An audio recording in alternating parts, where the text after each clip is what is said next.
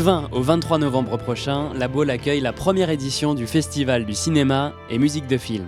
Pour nous parler de ces 4 jours d'événements, nous avons rencontré les 2 coprésidents du festival, Sam Bobineau et le réalisateur Christophe Baratier. La musique de film est quelque chose que les gens connaissent sans vraiment le connaître. Chacun est capable de se souvenir du thème de West Side Story, d'un homme et d'une femme, du Magicien d'Oz, de Titanic. Dans un film, il y a d'abord 50% d'images, mais 50% de son. Et quand cette musique devient une œuvre, c'est à ce moment-là que se créent les émotions qu'on va proposer aux spectateurs de la Baule. Alors la première chose, c'est que c'est en fait en 3 volets. Il y a une sélection de films, c'est-à-dire on va sélectionner 6 films qui ont comme critère d'abord d'être bons pour qu'on les sélectionne, et ensuite comme critère minimal que leur bande-son soit une bande originale, c'est-à-dire spécialement composée pour le film, pour pouvoir décerner le prix de la meilleure musique de film, avec un jury, un président de jury et des personnalités qu'ils formeront. Le second volet, c'est évidemment de la musique vivante et un hommage à un grand compositeur français. On va être un petit peu gaulois, on va commencer par la France.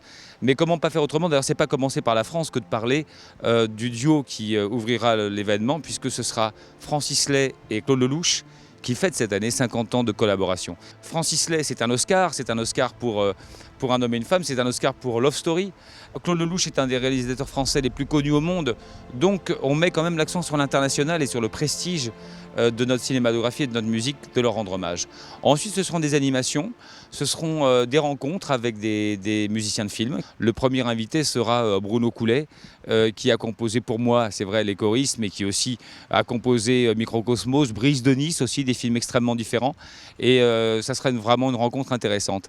Et bien évidemment, nous allons remettre lors d'une grande soirée un concert public, c'est-à-dire que là, c'est l'Orchestre Philharmonique de Prague qui viendra donner son concert ciné-concert, qui regroupe en images sur un grand écran, je crois à peu près 50 films parmi les plus connus et parmi les musiques de films les plus connus.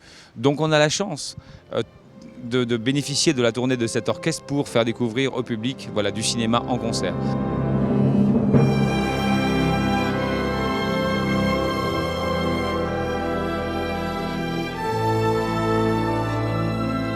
Comment ça va se passer? Ça va se passer en fait sur 4 jours, du jeudi au dimanche soir, du 20 au 23 novembre prochain. Il y a un certain nombre de films rétrospectifs, mais aussi de films inédits qui seront présentés en sélection officielle, qui tous seront projetés au cinéma le Gulfstream.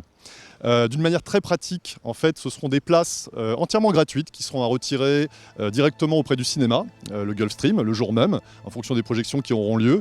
C'était vraiment un souhait de notre part et de la ville de La Baule de pouvoir offrir ces films gratuitement au public.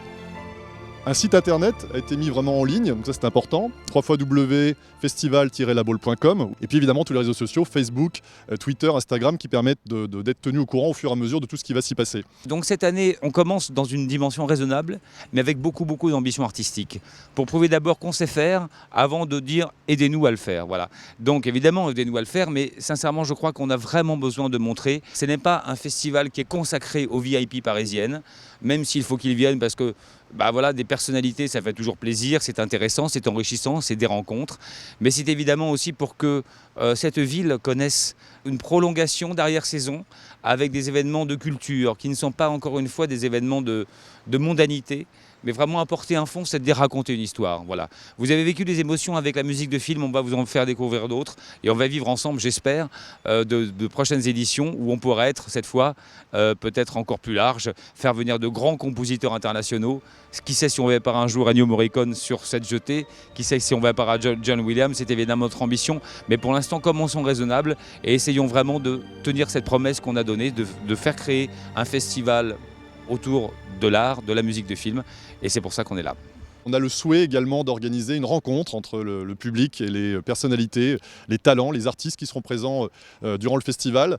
Une rencontre qui aurait lieu normalement le dimanche, jour de clôture du festival, donc le dimanche 23 novembre, à la Grande Halle du Marché. L'idée étant d'organiser une dégustation des spécialités locales grâce à l'appui des commerçants, de permettre aux Baulois de rencontrer toutes ces personnalités, de pouvoir échanger dans un cadre plutôt convivial. Donc il y a vraiment aussi ce souhait de sortir le festival et que le festival soit vraiment une fête populaire. D'ailleurs, ce n'est pas innocent si on l'a appelé Festival Cinéma et Musique de Film. C'est que le mot cinéma a vraiment une connotation festive, comme on dit la fête du cinéma.